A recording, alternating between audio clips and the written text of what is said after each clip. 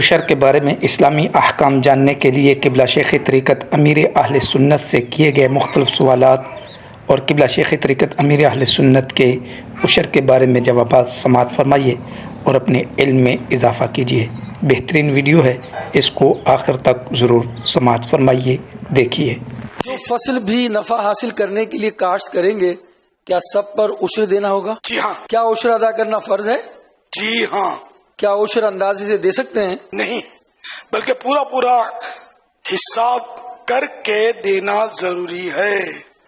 जिस पर कर्ज हो गया वो फसल में से कर्ज निकाल कर उशर देगा? नहीं, बल्कि कुल पैदावार पर उशर देना होगा। क्या खर्चे निकाल कर उशर अदा करेंगे? नहीं, बल्कि कुल पैदावार का उशर अदा करना होगा। जानवरों के बाकायदा चारे उगाए जाते हैं, उसके लिए जो घास उगाई जाती है, क्या उस पर भी उशर होगा? जी हाँ। क्या गंदम का जो भूसा होता है, जिसको पंजाब में तोड़ी कहते हैं, क्या उस पर भी उशर देना होगा? नहीं। इसी तरह ठेके पर ली गई जमीन पर उशर कौन देगा? जिसने जमीन ठेके पर ली है वो अदा करेगा।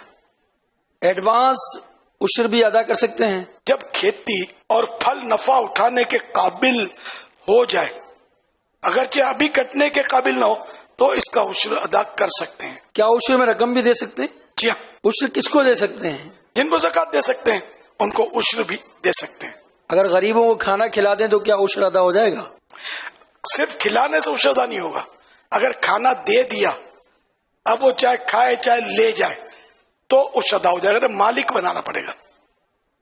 फलाई और दीनी कामों के लिए भी क्या उशर दिया जा सकता है?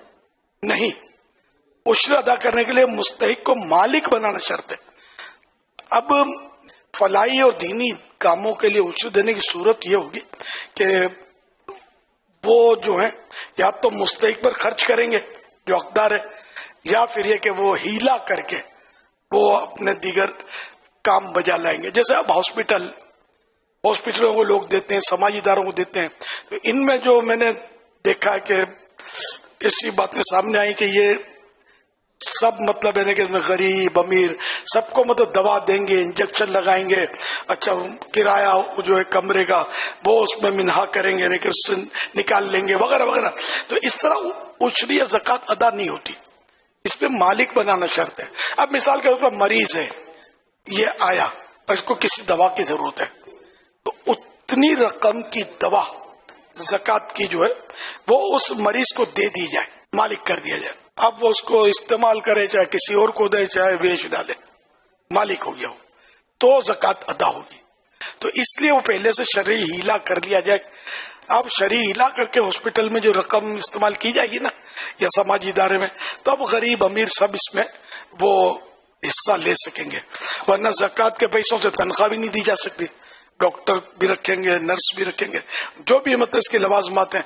तो इसमें ज़कात और उशर में बस ये शर्त है, ये ज़हन में रखें कि जो हकदार है उसको मालिक बना दे, वो कब्जा उसका हो जाए। शर्त है ये मालिक बनाना। तो अब जैसे कि हम लोग जो दावत इस्लामी वाले हैं, तो ये भी उशर जमा करते हैं और इसको शरई हीले के जरिए शरई तकाज़ों के मुताबिक इस्तेमाल किया जाता है। अल्हम्दुलिल्लाह। डायरेक्ट इसको नहीं कि उशर के पैसों से मस्जिद खड़ी कर दी, तो ये जायज नहीं है, बल्कि इसका हीला करके अब जो रकम आई वो मस्जिद में लग सकती है, मदरसे में, इसकी इमारत में लग सकती है, इमाम या मुदर्रिस या मुअज्जिन साहब की तनख्वाह में भी जा सकती है, हीला की भी रकम, बगैर हीले के नहीं। Thanks for watching, please subscribe my channel. प्यारी प्यारी वीडियोज़ के लिए मेरा चैनल सब्सक्राइब कीजिए।